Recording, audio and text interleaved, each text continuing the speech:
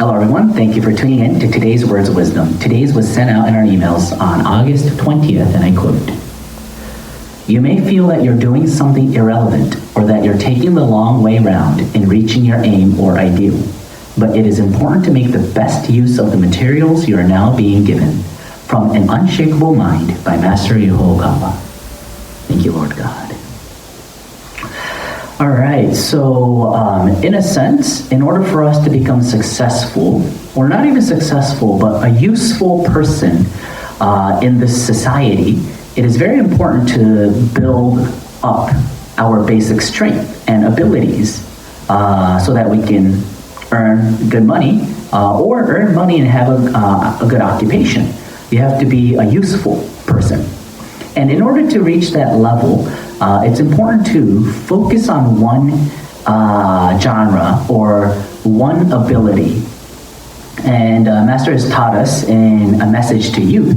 He said that first dig a deep well so that your ability will reach the level of excellency, or at least at the level of an expert, where you can become a professional, where you can earn money with that ability. And then start digging a second well. And then that second well will kind of like in a totally different genre, and then it'll start supporting you to gain abilities, or there will be a chemical reaction with your first strength and the second strength, and then you'll become even more successful. For an example, let's say that you wanted to do something in journalism or politics, so you start digging a deep well in the knowledge of that. However, after you reach a level of excellency and expert where you can earn a certain amount of money, have an occupation with that ability and knowledge, next maybe you can dig a hole of art and literature, or it could be math and science. A totally different genre, but if you dig that hole and then dig that well, what happens is that will start turning into chemical reaction, and it turns into innovation. I think it's I don't know how to pronounce his name. Schumpeter. I forgot how to pronounce his name, but he talks about the mixing two different qualities, and it turns into innovation. So that's one way to reach success. However, first it's important to dig a hole deep enough so that you have enough. You're at a level of expert. Now, what I see in the modern age, especially in the younger generation, from my observation, is that people are very not short-sighted, but lack tenacity.